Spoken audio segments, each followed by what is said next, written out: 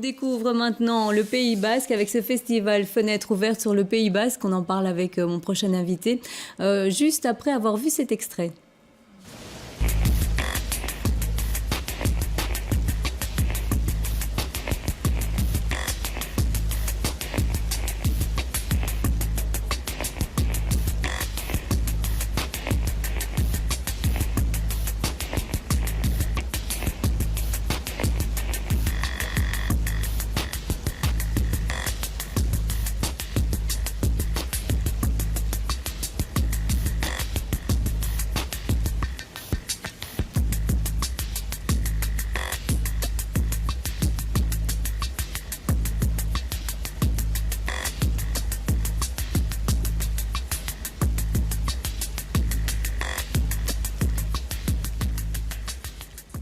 Voilà, spectacle un petit peu étonnant qu'on voit ici en vidéo. Bonsoir Michel Schoenbrot. Bonsoir. Vous êtes le directeur de la Fédération des Jeunesses Musicales. Bienvenue. Ce qu'on vient de voir, c'est la compagnie Koukaï, qu'on pourra d'ailleurs applaudir au Riche-Clair dimanche.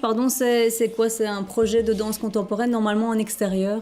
Non, pas du tout. Donc, en fait, la compagnie Koukaï a plusieurs projets. Celui-ci en est un, sur Batza. Il sera présenté en région liégeoise. Et puis, il y a une communication Oui. qui, est vraiment un spectacle en salle avec beaucoup d'effets techniques, beaucoup de lumière, mais aussi assez interdisciplinaire.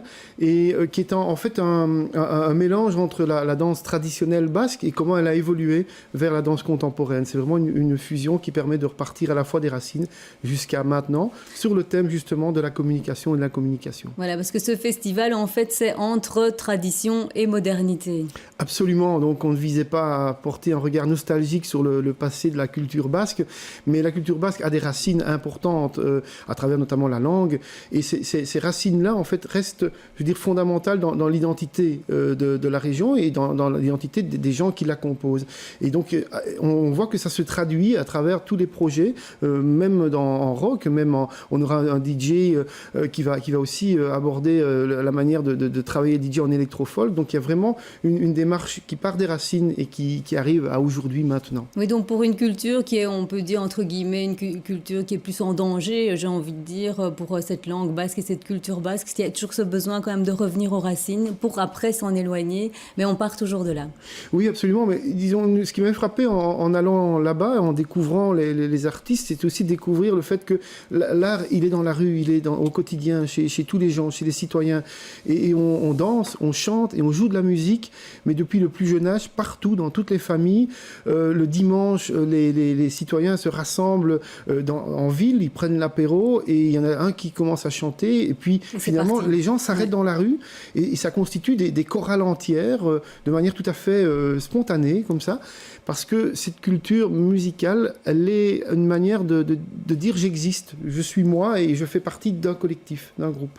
Alors, parmi les artistes qui sont invités, donc il y a Juan Marie Beltrán. Voilà. Qui est cet artiste? On va en voir un extrait dans un instant, mais parlez-nous de lui. Alors, Juan Marie Beltrán, c'est un être tout à fait exceptionnel. C'est vraiment le maître de la culture, de la musique traditionnelle basque, depuis des dizaines d'années, parce qu'il est quand même assez âgé, je ne vous dirai pas son âge, mais depuis des dizaines d'années... La musique, de toute façon, rend jeune.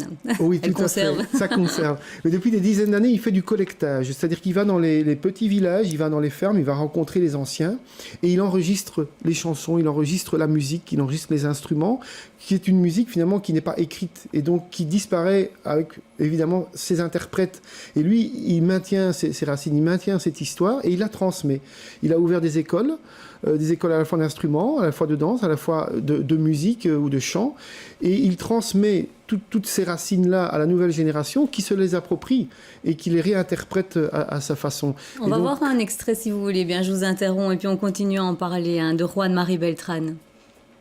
Arantzazura nua, hain ere poza, hantxen ikusiko de fraile kaskamotza. Rau, rau, rau, hain ere poza, rau, rau, rau, fraile kaskamotza.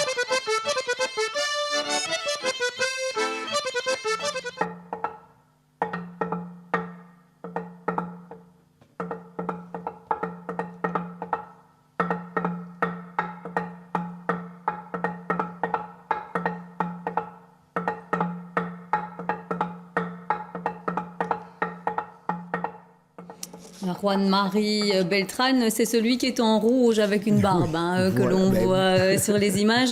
L'instrument qu'on vient de voir, c'est un instrument dont on doit parler. Il s'appelle le chalaparta, je crois que je prononce bien. Vous parlez basque, Ouais, tout à c'est fait. Donc c'est le X, c'est ch. Et donc en fait, c'est une sorte de xylophone géant comme ça. Oui. Et donc ça, c'est vraiment un instrument traditionnel. Écoutez, l'origine, en fait, elle est toute simple. Ce sont les charpentiers, lorsqu'ils construisaient les chalets dans la montagne, sur le temps de midi, la pause, etc. Là-bas, je vous disais, la musique, elle est présente partout. Et donc, sur cette pause-là, ils avaient envie de faire de la musique. Ils ont fait ça avec ce qu'ils avaient, c'est-à-dire des bouts de bois sur des bois de charpente. Et c'est là qu'est née la chalaparta. Et ce qui est intéressant, c'est que dans le cadre de ce festival, eh bien, l'artiste, cet artiste basque, va faire un don de chalaparta au MIM, au Musée des instruments de musique. Exactement, parce que ça n'existe pas encore au MIM. Et donc, il va effectivement faire cette donation le vendredi 29 à 18h30. Et d'ailleurs, c'est accessible gratuitement pour tout le monde. Donc, Il va faire une démonstration en même temps. Il va faire une démonstration. Et puis, surtout, il va aussi tourner sur Bruxelles dans beaucoup d'écoles.